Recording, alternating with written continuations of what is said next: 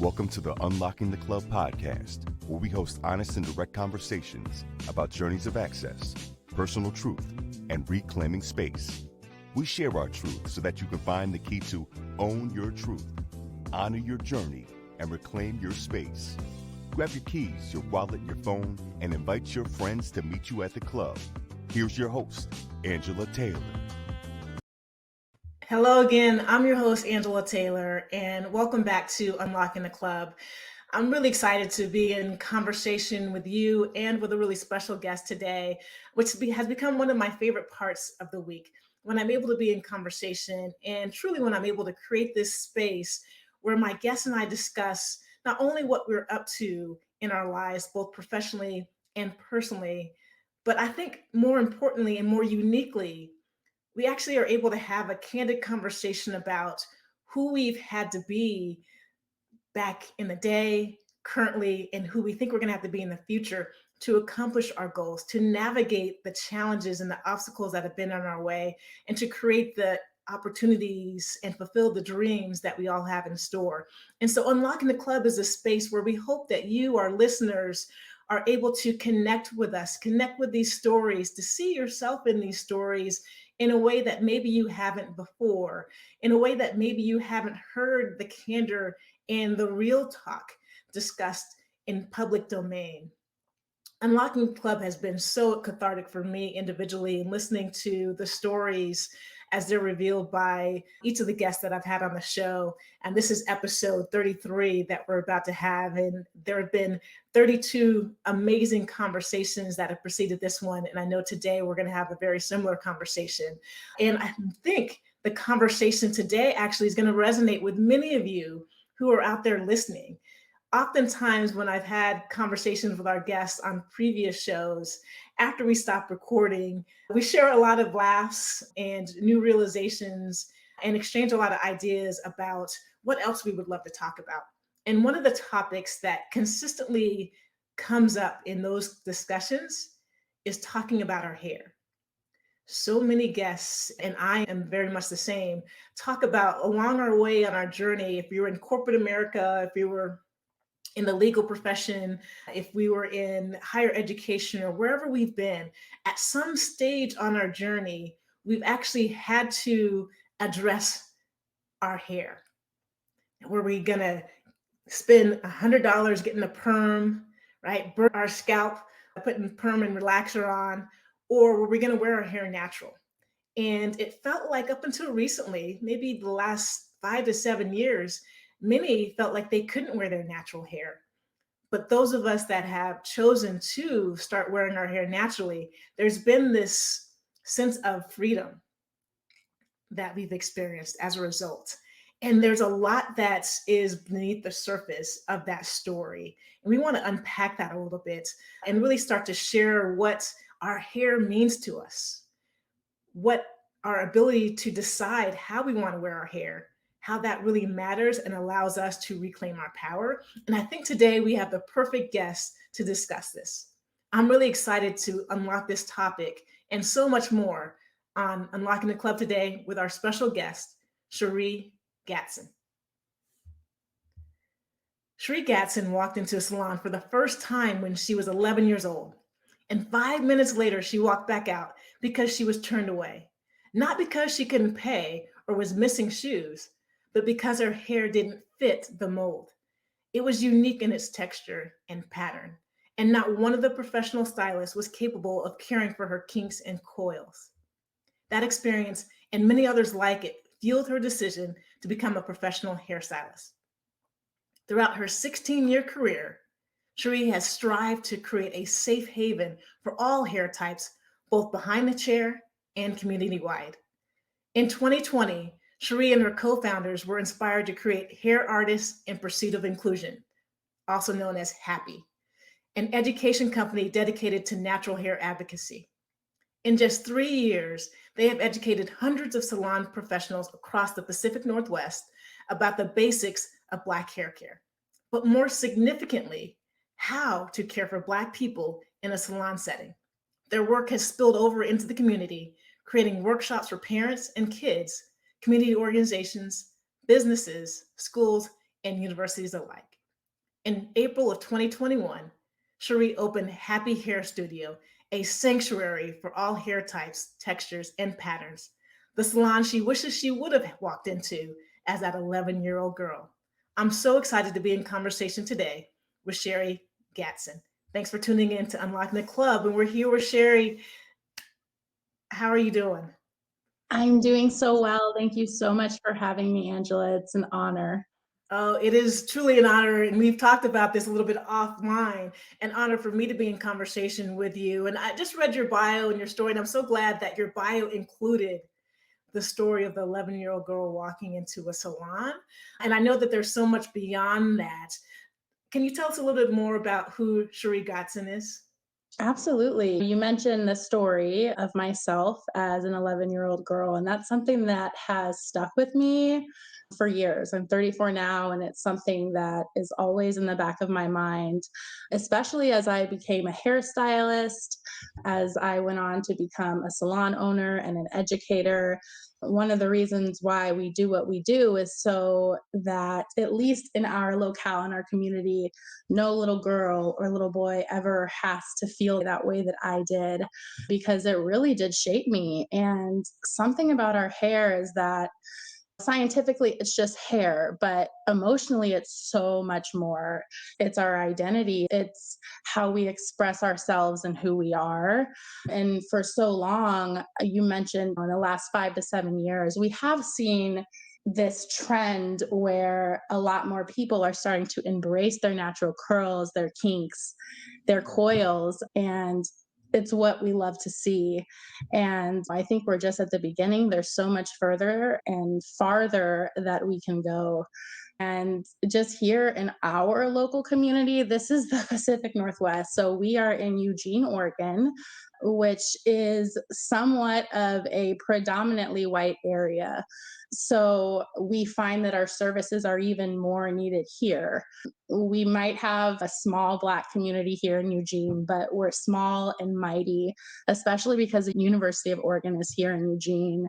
A lot of the Black people that go to the university are not included in our population count, but we are here and we're present. And what we find is that people need to get their hair done, and it's a struggle, especially here. And so unfortunately, in our education system, it just doesn't do a good job of treating all hair types equally.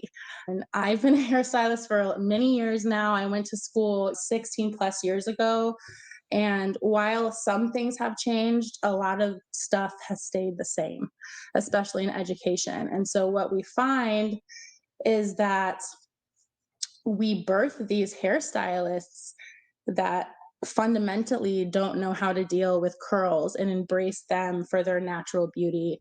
So that's something that we have really strived for at Happy. And Happy stands for Hair Artists in Pursuit of Inclusion, and is so very central to who we are.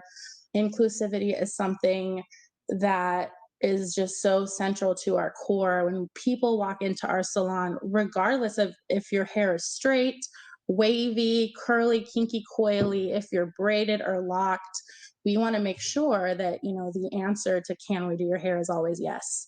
And so when somebody walks into our salon, representation is so important. And I have, even to the decor and the books that we offer for people to read in the salon, I have made sure that everybody sees their self when they walk through the doors. And so that's something that we have really strived for. And even beyond just the salon, community work is so important to me, and accessibility is important. So we understand that sometimes hair care services are not cheap, and we want to make sure that we're being accessible. So if you can't see us in the salon, we're out in the community. And that's something that we have really prioritized as well, just beyond the business of hair, is making sure that we are offering education to young Black kids, to adoptive parents who may not know how to do hair. That's something that we see a lot just being in the Pacific Northwest, is we have a lot of beautiful mixed race families here. And a lot of times we find that the parents are struggling to learn about their kids' hair, not necessarily because they don't have the desire to learn, but because they can't find the resources. And that's something that I think that we really are trying to be here in our community. It's just a resource, whether that's you coming and seeing us in the salon, or whether that's us coming to you.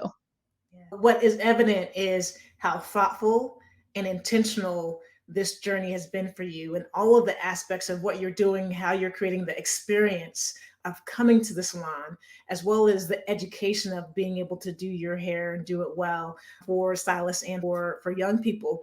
I would love to step back and say, so how did you get here? What was it, that 11-year-old girl, when you walked into that salon and had to walk back out? What have you been holding on to that now has manifested into this incredible thing for so many people in the Eugene community? Yeah, I think it was that feeling of just not being included, of being excluded. Specifically along my personal journey, I was adopted at a very young age, 2 days old. My mother was white and my father is Mexican.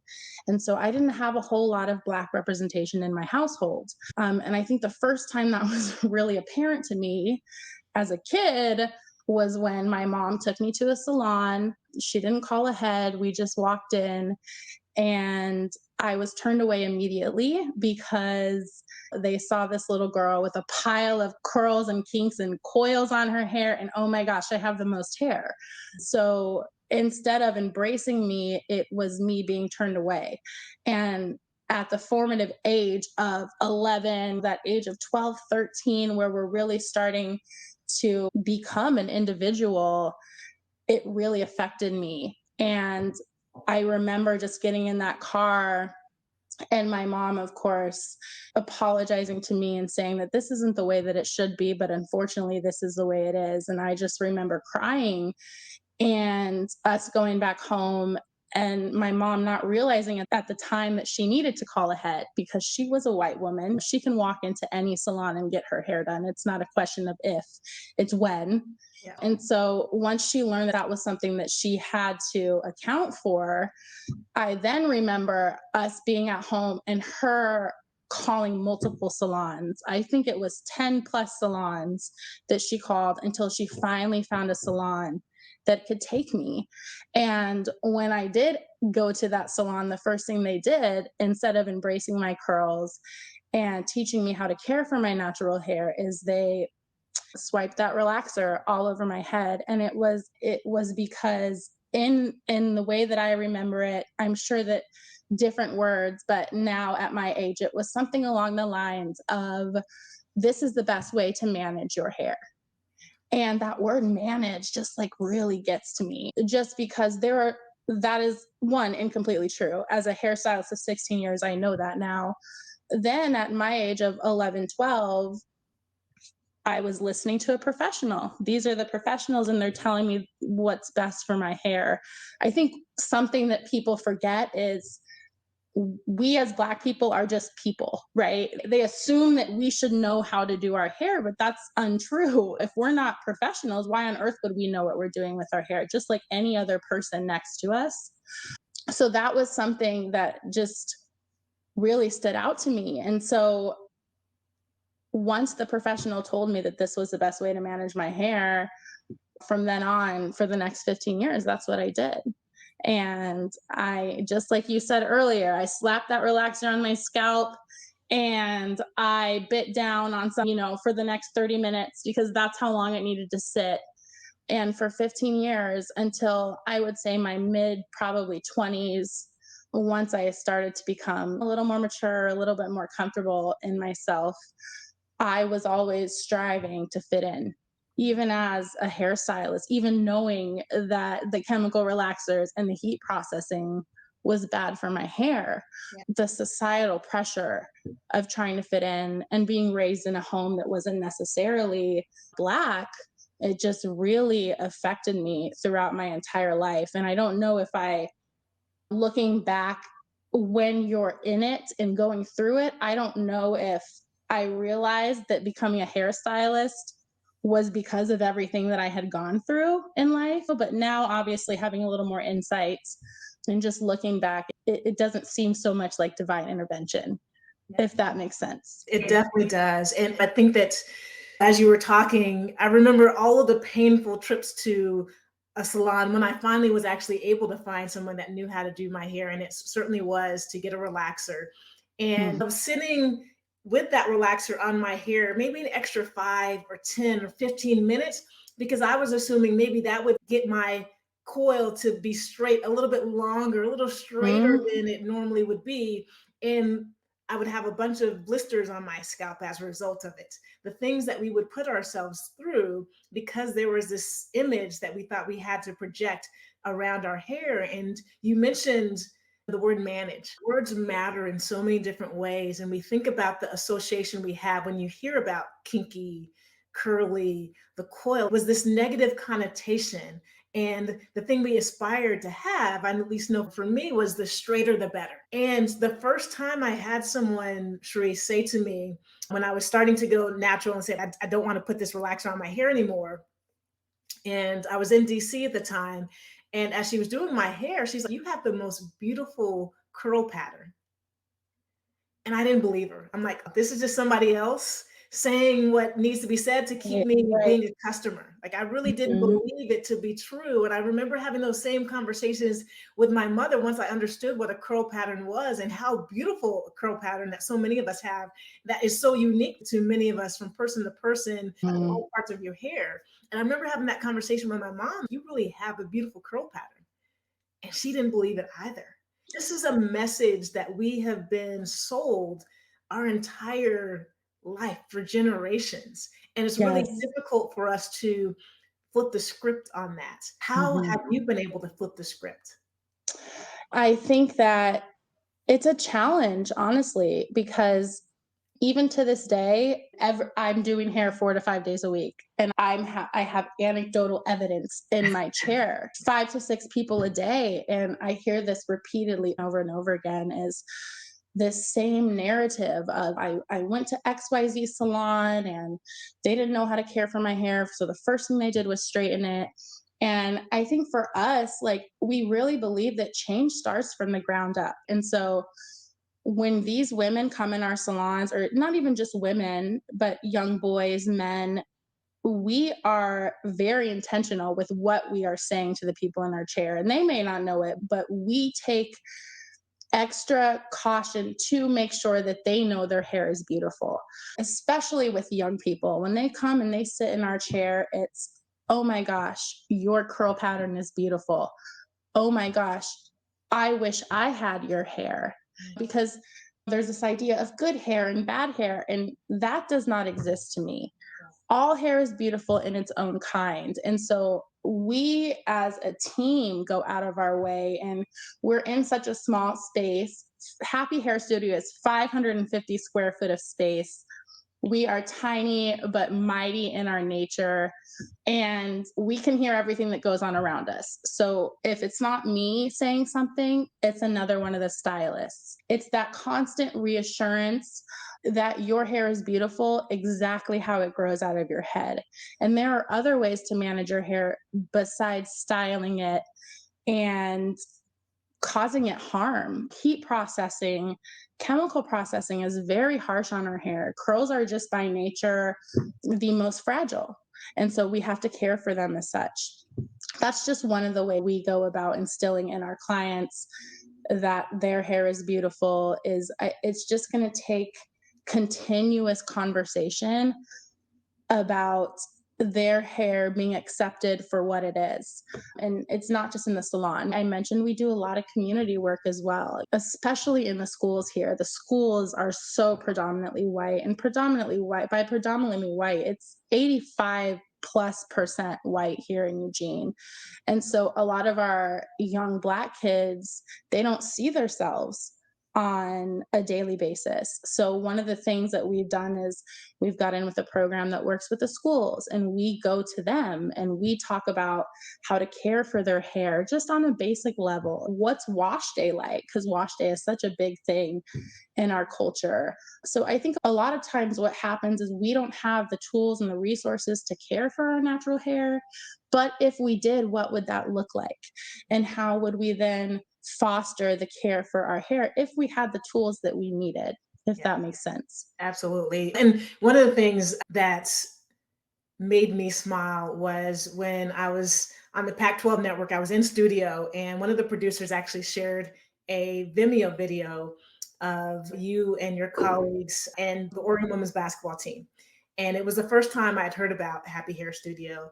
And literally watching the video, the interview, the conversations, the smiles on the faces of the players as they were saying, and the vernacular they were using about how important it was for them to take care of their hair, it made me happy. And because it was something that I have been experiencing, and I live in Idaho, where I went to undergrad at Stanford. Like we had, if you were a Black person on campus, you probably went to the same person. Benji did your hair, Benji for hair in East Palo Alto, right? You knew that there were very limited choices that were in close proximity to where you were going to school, where you could afford to not only travel to where the shop was, but to also get your hair done as a college student. And so what you were doing is incredibly important and profound. And just the look that was on the faces of those players as they sat in the chair and they talked about the fact that they had this access to you and your team is really remarkable. And I hope you know that, like, the things that you're doing really matter for generations to come. It's not just getting their hairstyle, but it is the education and going into the schools and young people, both in the identity that we're in, as well as other identities, seeing this. And I have a question for you that I think our audience, we have a lot of people in our audience who are Black women or who identify as Black and or female. And we have a lot of allies in our audience as well. And I always get this question of, well, can I touch your hair? Can we talk about that a little bit as a Yeah. woman of color and people wanting to touch your hair? What is that? That's something that we actually talk about with a lot of the clients that come through our salon. We have a book that is for kids that is in our library of books that is literally called Don't Touch My Hair. And I think a lot of what it is, we're not animals. We're not creatures of the unknown. And if you're a white person, you don't get people coming up to you being like, oh my gosh, let me touch your hair. And it's that idea of being like an exotic being and like to people. And again, I feel as Black people, we just want to be treated like everybody else. And the idea that somebody can just come up and touch the hair on your head without asking is absurd. Yeah. But the truth is, we get it a lot of the time. And that's something that we talk about, like I said, often with the people in our chair is you have the ability to say no, to step away and be like, I don't appreciate that. Just because our hair is not something to be gawked at. And I think a lot of times that's what people see Black hair as whether it's, we've heard the words unkept, unprofessional, and just the words that really get under my skin. And just instilling that in our clients that you have the ability to say no. Your hair is not something to be gawked at. It is central to who you are, just because hair, in terms of like cultural being, when you go back to early African civilization before even slave times, like our hair was celebrated in our culture. Hair was a sign of identity. When men went off to war, we wore our hair a certain way. And if they passed away, we wore it a certain way because we were in mourning. You could look at our hair and see what tribe we came from. And when we did get to the slave days, we chose to use cornrows as a way to pave a path to freedom. We stored things like rice and food in our hair to get us to safety. So it's so much more than hair to us. It is central to who we are. It is rooted in our culture. And I think that for so long throughout the centuries, we got away from that. But that's what we need to get back to. And I think that it's always been a part of us, that Black joy, that Black excellence. Our hair is a part of that and a testimony to who we are. And so that's just something that I try to hearken back to when people say, so and so reached out for my hair and this and that. And instead of saying it's because they've never seen something like that, it's more of, it's because your hair is so beautiful to them and they're not used to seeing such beauty. So how can we flip the switch to use those negative experiences in a way that can turn ourselves positive, if that makes sense? That does. That is literally unlocking the club. Like oftentimes on our journey, we look at these clubs, and I think a decade plus ago, the club was straight hair was the only way to go, and it had to look a certain way. And I think the new club that we're unlocking for Black women of color, people with different types of textures of hair, is wear it with pride. How whatever your texture is, learn about your hair, learn how to love your hair, however unique it is, however similar it is to somebody else that you know, is if we can unlock that club. And I think that the way to do it is exactly what you are creating is it's about education. And education is like the full circle of education of understanding the history of our Mhm. hair and the utility and the value of it centuries ago, understanding how to take care of it, finding where we can find products and salons and resources so that we can continue to manage it and then Right. flourish. And Mhm. I think that in a lot of markets, if you are outside of markets where there's a plethora of salons where you can go to and people know how to take care of your hair, it's really difficult to find products on the Mhm. shelves at your Target or even your Sally's. You may have a certain brand that you like, and they may have two or three of the products, but that don't actually work together. But right, they're checking the box to have Black hair products on the shelves. And we need Mhm. to advocate for ourselves. We need to go to those shop managers and say, hey, can you start to carry this line, or can you actually start to carry this product or another? What other recommendations would you have for us, particularly those of us that are living in communities where we don't have a large variety or access to a large variety of product or stylists? I think I think a lot of it is trying to use the resources around you. We are in a day and age where we can learn a whole lot on the internet. And I know sometimes that can be overwhelming because, like you said, we've come quite a long way in the last 5 to 7 years in terms of just product being readily available for our type of hair. Before that product didn't even exist. Now at least we have product that works with our hair. But now it's almost to a point where it's overwhelmingly. And like you said, there's so many different types of curls, kinks, coils, and there's a huge spectrum of Black hair. And that goes even from waves to the tightest, kinkiest coils. So I think just using the resources that you have at your disposal, YouTube, I hate to say, is actually quite a great resource. And even as a hairstylist, I learned from YouTube today. I think also being willing to explore the underground world of hairstyling. Something that I have learned just being in this area is there's not a whole lot of us. I would say there's maybe a handful of salons here that are even capable of seeing Black people and caring for their hair. But I think that something is that's so central to African culture is that idea that we can do hair on our own. So a lot of times, I was not raised in Black culture, but something that is so central is that idea of being in between your mom's legs, her tugging away at your hair. The ears, getting your ear out of the way, right? When you're getting that hot comb. For a lot of Black people, that's something that they grew up with. Mhm. And so, whether or not they are professional stylists or not, what I found here in Eugene is there's a lot of people that braid hair out of their home. And if you're willing as a student, as a community member, to get your hair done in that way, there are resources that are there for you. And that's something that I try to communicate to other people, is that a lot of times we're only four people us in the happy salon. And when I say we book out, and so part of it makes me feel like we're not actually that accessible, which I just hate. I don't like to turn people away. I don't want to make people wait 4 to 6 weeks to come and see me.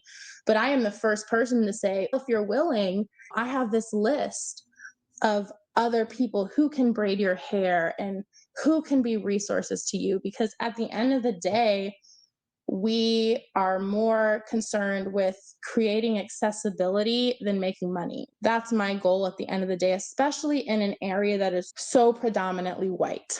It is so hard to find somebody here to do your hair. And you mentioned, like, when you saw our video, that's something that the athlete said was it's so challenging to find somewhere to get your hair done. And regardless of whether or not you're in a salon, I will be the first person to recommend you to somebody else that can get you in ASAP, as long as I believe that they can maintain your hair health and they are a good enough stylist to get the job done. That's something that we have just had to embrace because of our locale. It's the truth of the matter. Yeah. You are certainly providing education and resources to so many in your community. I wonder what you, over the course of this journey that you're on, have learned about yourself. Oh my gosh, that's a really good question. It's so funny because sometimes I'll take a step back and just look. I'm 34, still learning a lot about my life, but I'll take a step back and look at how far I've come. And honestly, out of high school, I went straight to beauty school. And I wish I could tell you it's because I knew at that moment that I was meant to be a hairstylist and I was meant to change the paradigm. But honestly, I was an 18-year-old kid who needed a career. And I knew that because of the lack of opportunity to learn how to do my hair, I have had to learn on my own. And so I was just naturally talented in that sense that I learned how to care for my hair because there was no one else to do it for me. And so I had that just natural born talent, and school took 9 months. And so sign me up. I came from a family where we didn't have a whole lot of wealth. It was mostly like paycheck to paycheck, and I knew in myself that I wanted to give my future kids something better. And so straight out of high school, I went to beauty school and got my license right away. Started working in a very fast hair cutting place, and that's where you start to learn the basics. In school, they don't teach you a whole lot. They definitely don't teach you a lot in the sense of learning how to do the kinky coily hair. Black hair was one chapter in a book and one chapter only, and it was not about how to care or maintain your natural curls. It was how to straighten your natural hair and how to manage it. And by managing it, it was either chemically straightening, it was heat processing, it was everything that we as hairstylists should know is not caring for your hair. And then I took a couple years just to do hair, and my parents had instilled in me this idea that I needed to go to college to succeed. I think that was something that was just in my parents' generation, is if you wanted to succeed in life, you had to go to college. So I did. I went to college. I went to a university in the Bay Area. I did hair all throughout college. And it was actually a great profession to have while trying to get my degree. I had some money in my pocket every now and again, so that was nice. I got my degree. I took a few years off from hair and worked in San Francisco for a tech company in communications, which is a whole nother story and has also been such a foundational piece of me running my own business. I learned so much just in a whole different field of how to implement those skills into what I am today. But once I had a child, your priorities change a little bit. And I decided that I needed to go back to hair, not only because I was missing it, but because as a mother, I wanted to be able to have it all. I wanted to be able to be there for those moments for my child, but I also needed more. I needed more. I needed to be a part of society in some way. And so I started working here in Eugene, of all places. And before I knew it, I was like really busy, super busy. And it was because there was such a hole in the market. There was such a demand for my services. And I think people, especially Black women, feel more comfortable when they would come to me and see that I also had curls and that I had lived that same life and that same hair journey that they lived. And so now, obviously, I have a salon, and standing here and looking back into the past, I learned that I think everything really happens for a reason. I think that maybe subconsciously I didn't know what was at bay, but now looking back into it, it makes perfect sense. It makes perfect sense that I was that 11-year-old girl and had this huge epiphany that hair was a big part of me, and that traumatic experience that I had throughout my life. And it was one of many. That wasn't the only traumatic experience that I had in a salon.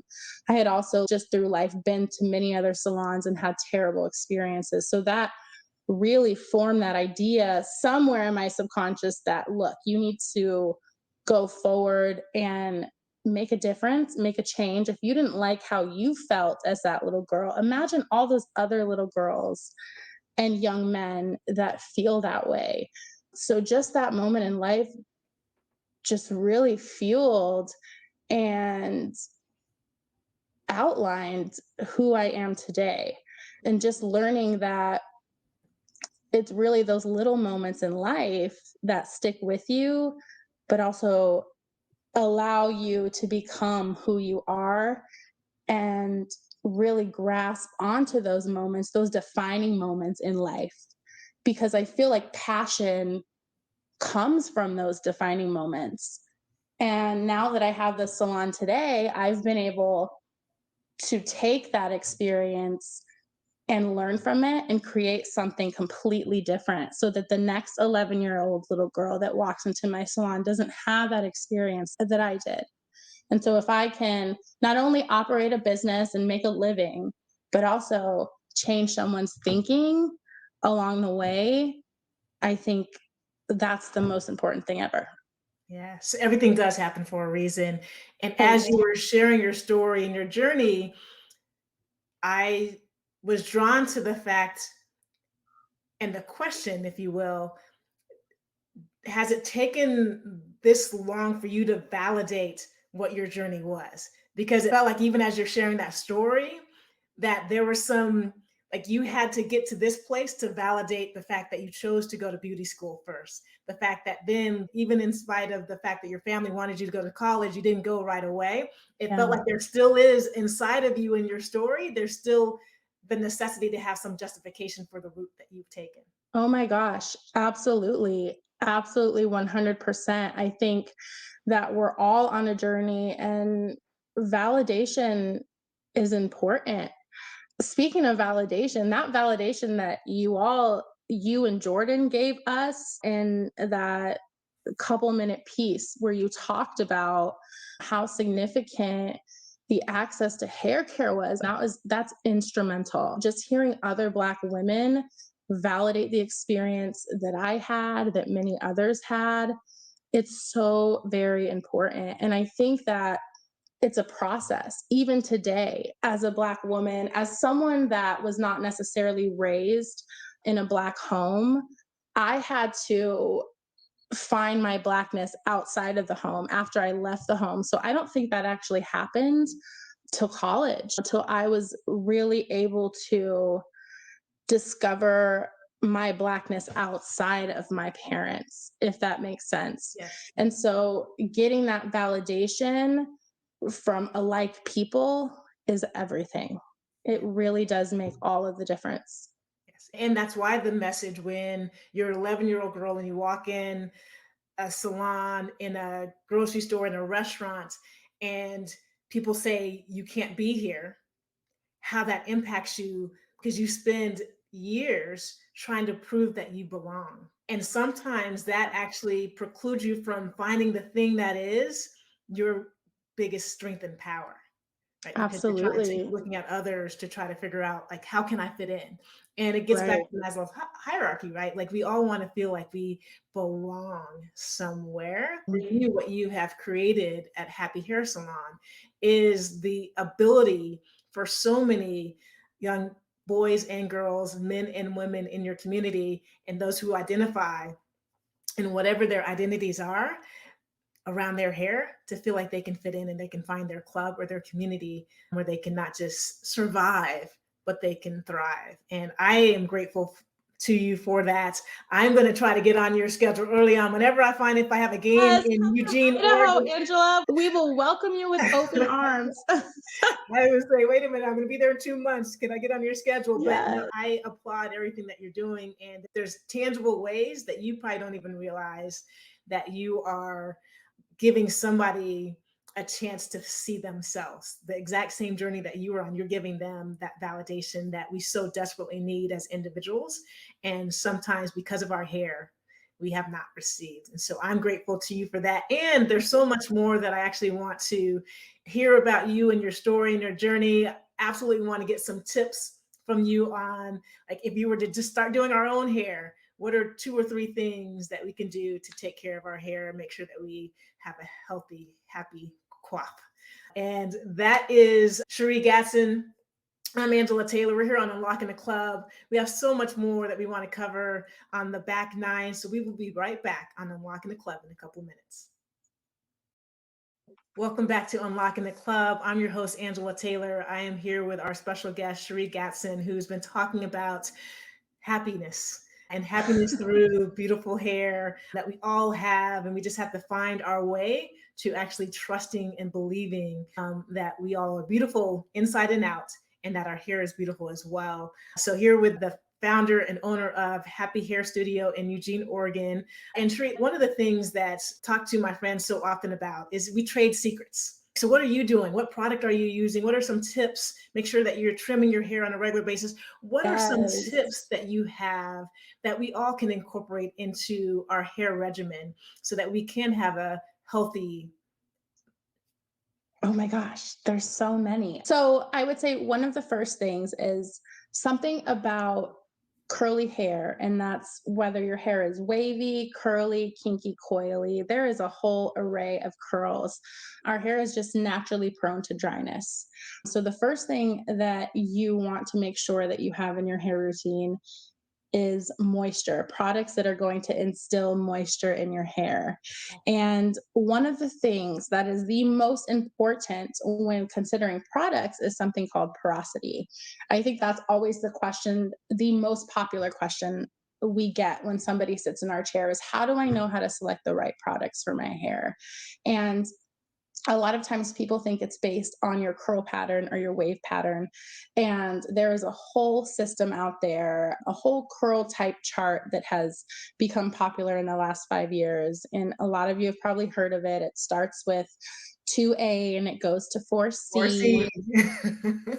I think there is a misconception about products in the sense that is how we choose our products, but it's actually based on your porosity. And porosity is obviously a very scientific thing when it comes to hair, but in layman's terms, it's simply your hair's ability to retain or absorb moisture.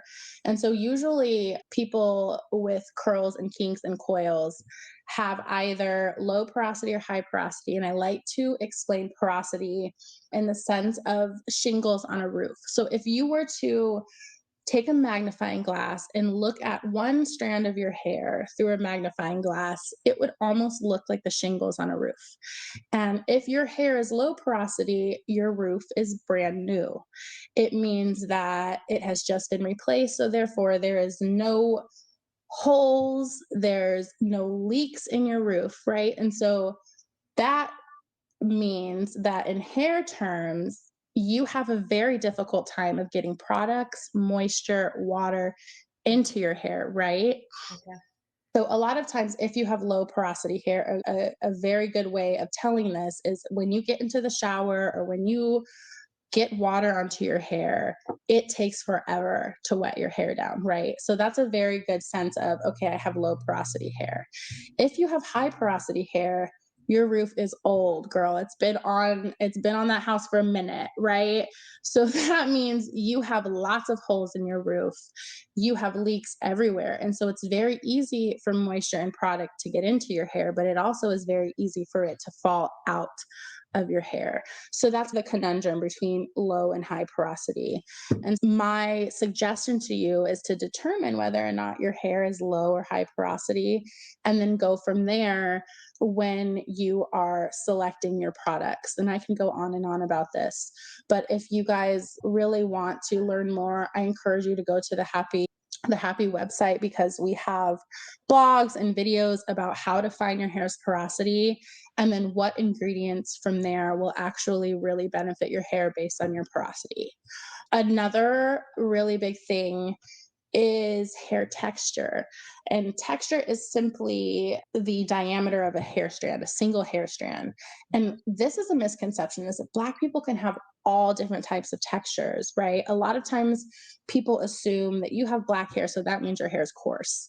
And that is just simply untrue. A lot of times people with Black hair still have very fine hair, and that means that they have a very small diameter of hair, and that's why your hair gets tangled a lot of the times, is because you have the perfect recipe for tangles.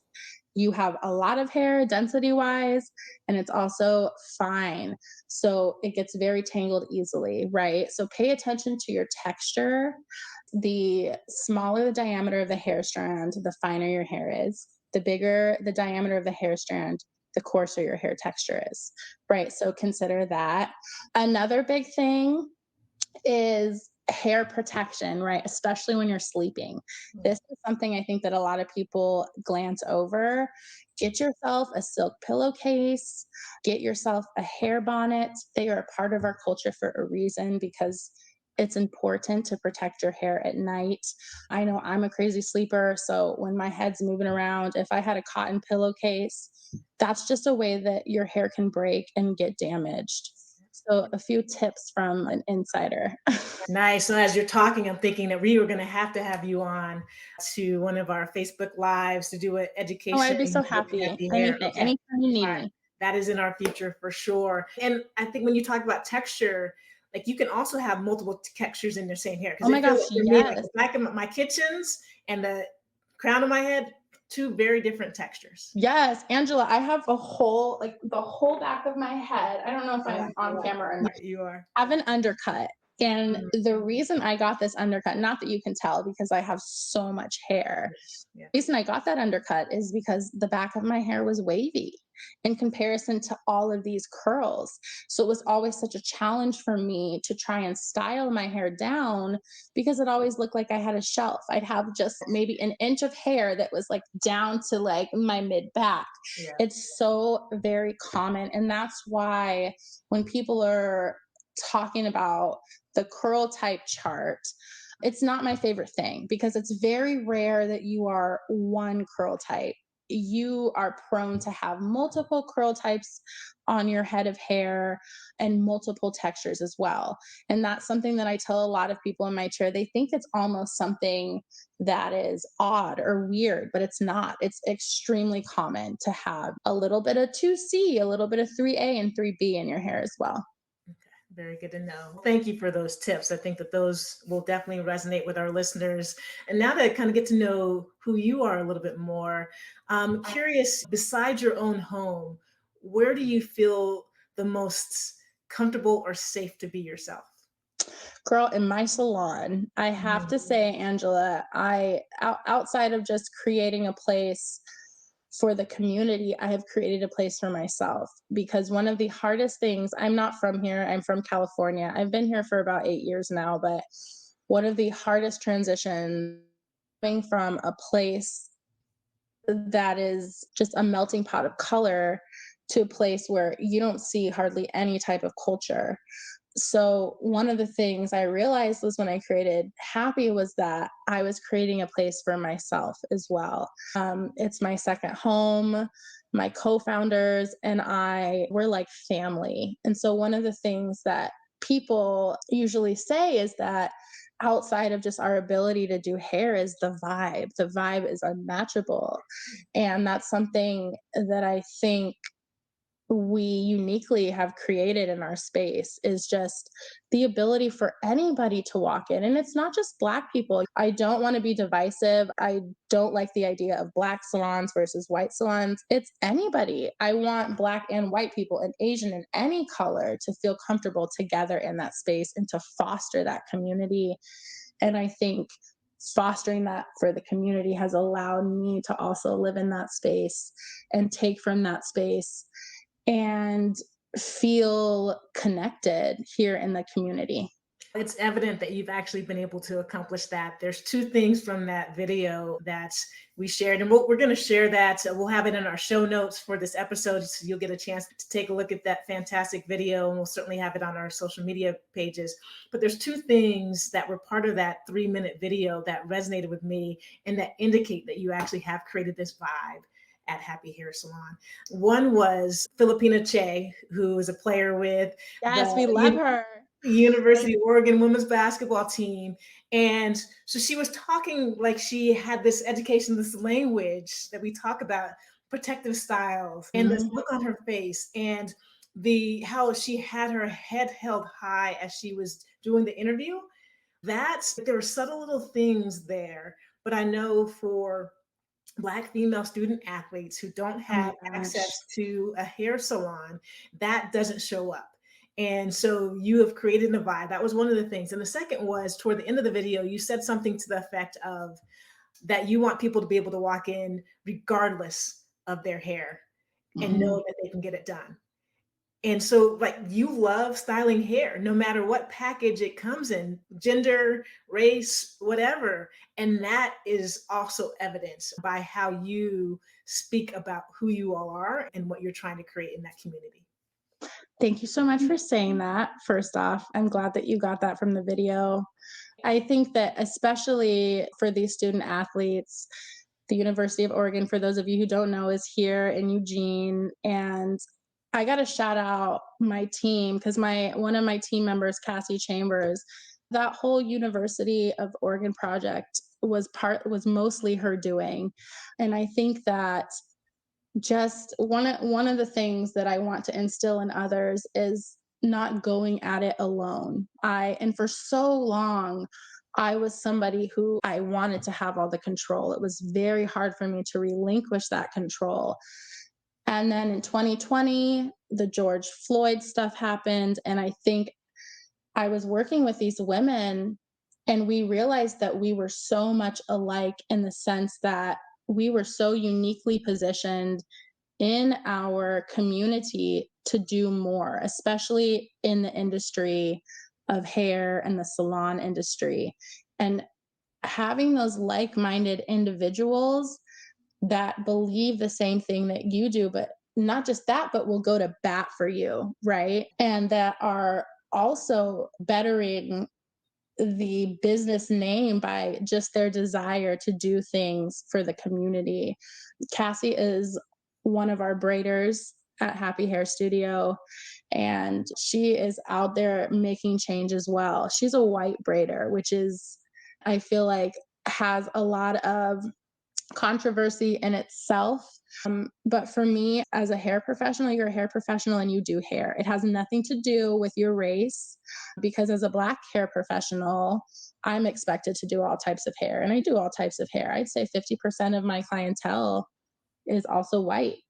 So I think that just breaking down those constructs and those norms and ideas of what it is to do hair and who you have to be, I think being able to connect with a community of people who believe the same things as you to an extent where they will knock down doors and push down barriers is so key. And that's something that I have really learned. And I think the past 3 years, I had never really been privy to a group of women like the women that I'm working with today. So I have to also give a shout out to my team members, because they're right there next to me, like in the trenches, making change.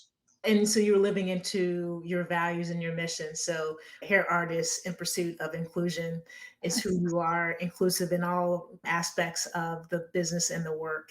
One of the things that struck me in just reading your bio again was the story of that 11-year girl. I can't get that picture out of my head.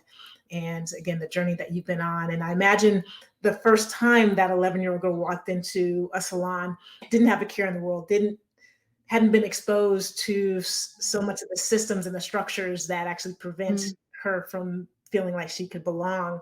I wonder, in the years since, are there still any places or situations in which you walk into with trepidation? Yeah, I think there's quite a few places I think I still walk into. That's based on our locale and where we are. I don't know if some of these places would make me feel the same way, but just here and specifically the Pacific Northwest, Eugene and Portland are very much this very forward thinking and progressive place. But there's also all of these little towns around us that are very much not the same. And I have been to these places and I have felt like I don't belong. Just the looks, the stares, the glances, the gawking that you get.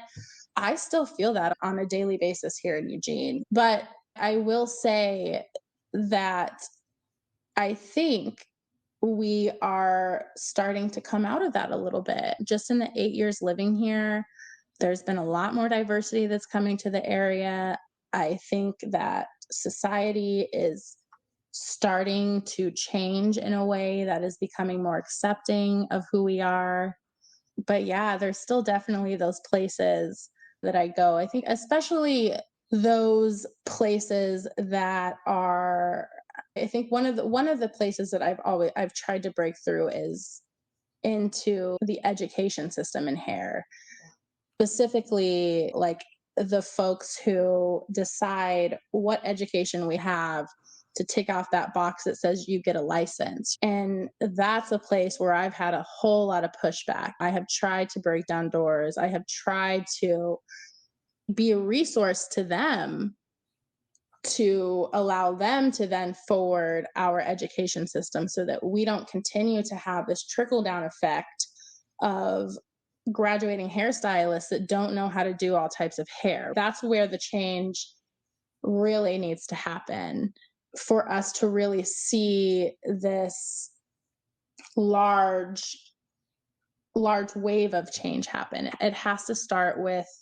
the people high up, which is always, I think, where the challenge is. The challenge of breaking barriers is being myself, a Black young woman, and gaining the respect that I need for them to see me as I see myself. It has always been a challenge.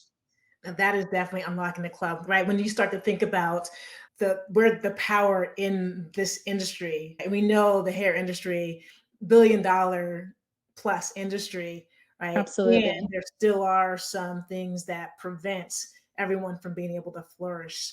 And so Mm, things like that, you being in conversation with on the education side, making sure that people have access and that they change their perspective on what education in that space will be. I think the other right. thing that I've heard a lot from women or people that own hair salons is from the banking industry of actually believing that it's a viable business, that there Mm, is a market that could sustain being able to raise capital to be able to grow a absolutely. business as well. And I think that honestly, I think back throughout my career, and I think had I known that the hair business could be a successful business, maybe I wouldn't have gone to college or had that detour in my life. But at that moment in life, no one had told me that I could be successful as a hairstylist or a salon owner. And a lot of what you talk about is unlocking the club. And when I was preparing just to speak to you, a lot of what I thought about was I don't know if I've necessarily unlocked the club. I think more of it has been me creating my own club and our own club and our own lane. And my theory is I am not about to wait outside in line to get into a club. You know what I mean? Yeah. We're just going to have to create our own space, our own club, and go from there. And then hopefully disrupt the club that we've been trying to get into for a really long time. Yes, I think that is the lesson that we're learning, is that for so long we were fighting against the odds, right, to try to enter these clubs where we may never truly be able to sit at the table in a comfortable way and be seen. And Right. we can continue to do that. There's nothing wrong. That is our choice. And if we feel like that is our destiny, and there's also ways for us to validate who we are and to start to Mhm. build and create our own clubs as well. Absolutely. As you're creating your own club, what have you found to be your superpower? Ooh, I outside of hair, which myself obviously a master in hair. I've been doing hair for a very long time, but I am a jack of all trades, Angela. I can Okay. do a little bit of everything, and I think that's been one of my superpowers is something about being in the salon industry is you have to be a little bit of everything. Something that I feel like sets me apart is my ability to empathize. We have to empathize with the people in our chair, listen. I have a degree in communications. So that has really come in handy. And back then, I didn't necessarily put two and two together, but now it makes total sense. Just being able to hear the people in your chair, listen to them, empathize with them, but also be my authentic self with them so that they feel like they can be their authentic self with me. So there's a little bit of therapy going on there. Yeah, But yeah. also, we also have to do hair. We're chemists. We have to learn how to cut hair. There's a lot that goes into that. But also, like owning a business, I have to be a marketer and an advertiser, and I have to be good with my words and able to market myself. And that time spent in San Francisco doing marketing and PR for a tech firm, all of that skill that I learned has really gone in to helping me build the business that I have today. And a lot of it I do on my own. I don't have a team of people behind me, it's all me. Outside of the girls, of course, that help me in the salon. But when it comes to the administrative stuff, it's me. And I think just being able to wear multiple hats, just be artistic. I create all of our marketing, all of our design. That's all me. So I honestly think that has probably been one of my biggest superpowers is just being able to kind of wear multiple hats. I think that I can learn to do most anything. Mm. And that's kind of been my thing is it might take a little time up front, but I can learn how to do it and I'll do it. Yeah. As you are juggling all of these balls and doing a variety of things and doing them very well, when you get the sense of being at your best, and I know we all define being at our best very differently, and at different stages in our life, our best may feel and look very different. How would you define that? And what is true for you when you are operating at your best? Oh, that's a really good question. I think in order to operate at my best, I also have to prioritize myself. So that's something that I think I've probably only learned in my 30s. I used to just burn myself to a crisp trying to do it all. But I learned that in order to operate at my best, I also have to feed myself as well, doing the self care that it takes to be able to give my all in the salon. Let me tell you, talking and having conversation with anywhere from 5 to 8 people a day, it takes a lot out of you, right? Especially when you're a person who actually I care for the people in my chair and I want to give them my best. So, in order to do it means that I have to be in tune with myself, my feelings. And honestly, there are days that I show up and I can't be my best just because of whatever is going on in my life because we're all human, we're people too.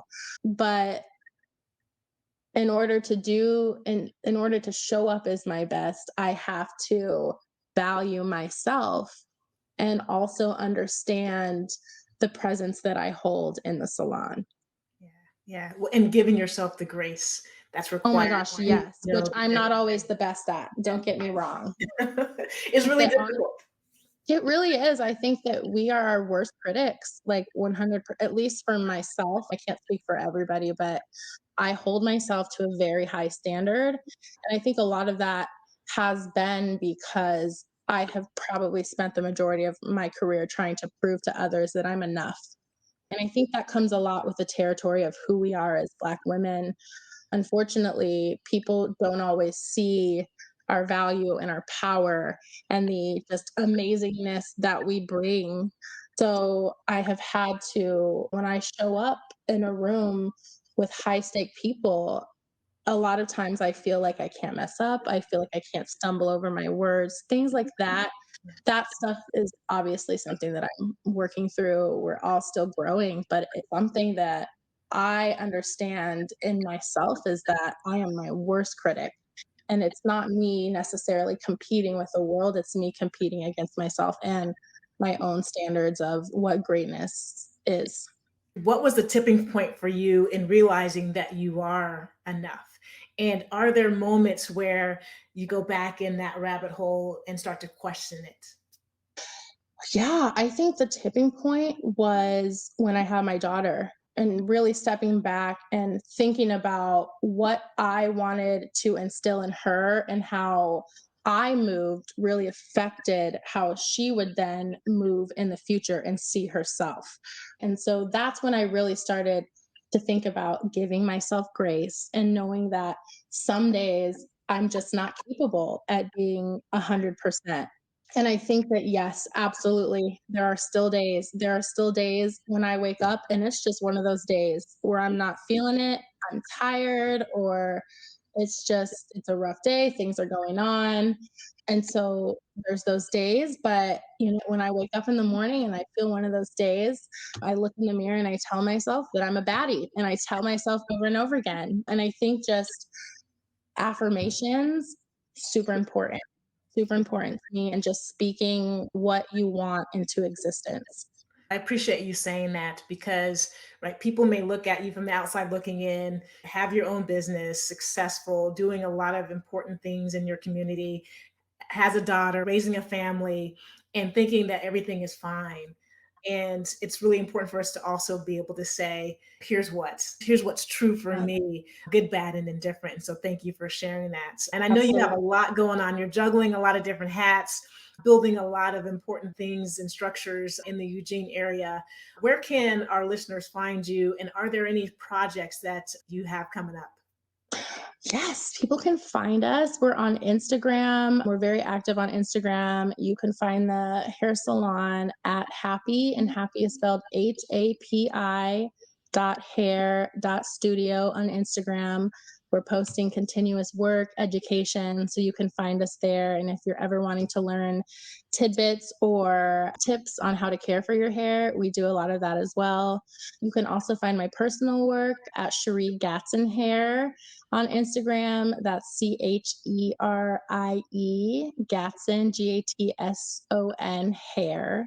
We also have a website at happy hair.net. And in terms of projects, nothing huge, but we're just always at foot in the community. I specifically am working on a really big project this year for our local Juneteenth celebration. This year, and we do an annual Juneteenth celebration in Eugene, and it's put on by Black community members, just local members volunteering their time. This is the fourth annual celebration. This is my second year helping out. This year, the theme is Black Hair Matters. So, of course, Happy stood up and said, "We got this." And we are creating a whole hair zone.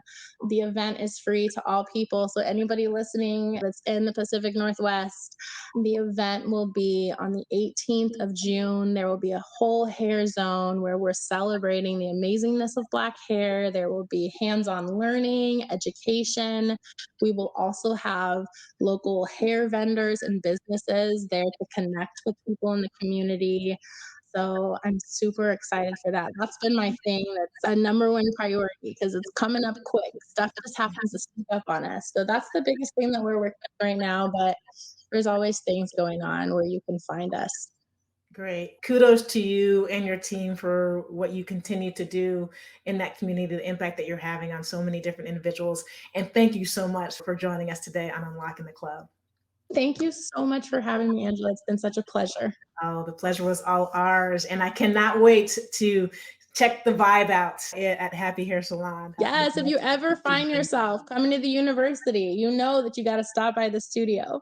I will definitely do that. Thank you so much, Sheree. Thank you.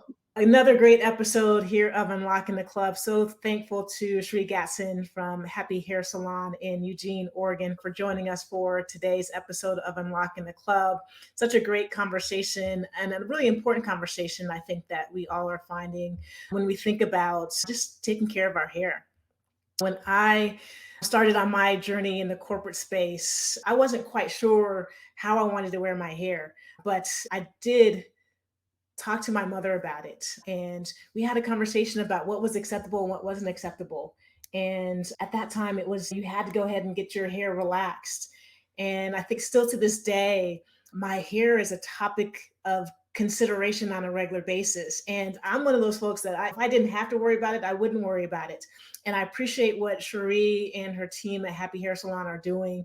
And it comes down to one of the messages that she shared today, and it's about valuing yourself. Whether it is what you're doing, what your superpower is, your hair, whatever it is that you need to validate who you are, it comes from inside. It's internal. It can't come from somebody else. And I hope that our conversation today with Cherie enlighten you in many powerful ways so that if it is about your hair, and if you aren't in a space where you have access to great resources, that you'll look it up. You'll go to YouTube and find resources, that you'll look on the Happy Hair Salon website and read their blogs and find out how you can care for yourself and care for your hair and be in wellness as we're all on this journey. Again, so grateful for today's conversation. And it's not over. I think this is going to be an ongoing discussion because it's deep rooted. There's a lot of need and necessity for us to continue having this conversation and to normalize it, not to hide it, not just to do it in closed doors, but to actually normalize Black hair. And so I hope you all enjoyed today's conversation here on Unlocking the Club. I'm your host, Angela Taylor. If you want to continue the discussion, find us on our Facebook page, Unlocking the Club. And if you want to dive a little bit deeper, find us on the Codebreakers Lounge, our private Facebook group, where we dig a little bit deeper and we have these personal conversations about what we can do to continue to unlock the club. And until next time in our next episode, we hope you all will be. See you soon. Thanks for listening to Unlocking the Club. If this conversation resonated with you, subscribe to our podcast on iTunes or your favorite streaming platform so that you can experience every episode. And follow us on social media, where you'll hear about future guests, access special features, and connect with this amazing community. Head on over there and let us know how you are unlocking the club. Until next time, peace.